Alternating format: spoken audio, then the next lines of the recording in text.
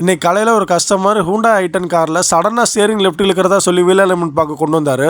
நான் அந்த காரில் டெஸ்ட் ட்ரைவ் போய் பார்க்குறப்ப ஸ்டேரிங்லேருந்து கையை எடுத்த உடனே கார் லெஃப்ட் சைடு இழுக்க ஆரம்பிச்சிச்சு.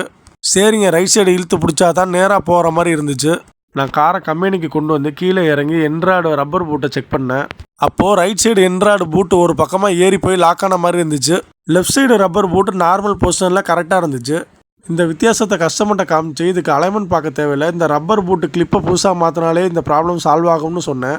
அவருக்கு ஒன்றும் புரியலை. அதாவது இந்த ரப்பர் பூட்டு கிளிப்பு சில சமயம் ஸ்டேரிங்கை திருப்புறப்ப என்ட்ராய்டில் சிக்கி ஓவர் டைட் ஆகிடும். இது யூட்டன் போடுற சமயத்தில் ஸ்டேரிங்கை ஃபுல்லாக திருப்புறப்ப இந்த ப்ராப்ளம் வரும். காரில் யூட்டன் போடும்போது நார்மலாக ஸ்டேரிங் ரிட்டர்ன் ஆகிறப்ப இந்த பூட்டில் இருந்து என்ட்ராய்டு ஃப்ரீயாக வரணும். அப்படி வரலைன்னா இந்த ஸ்டேரிங் புல்லிங் கம்ப்ளைண்ட் வரதான் செய்யும். ஸோ உங்கள் கார்லேயும் இந்த ஸ்டேரிங் புல்லிங் கம்ப்ளைண்ட் இருந்தால் முதல்ல இந்த ரப்பர் பூட் லாக் ஆகிருக்கான்னு செக் பண்ணுங்கள். அப்படி இல்லைனா ஸ்டேரிங் பாக்ஸை செக் பண்ணுங்கள். இப்படி எந்த ப்ராப்ளமும் இல்லைனா தான் உங்கள் காரில் நீங்கள் வீல் அலைன்மெண்ட் பார்க்கலாம்.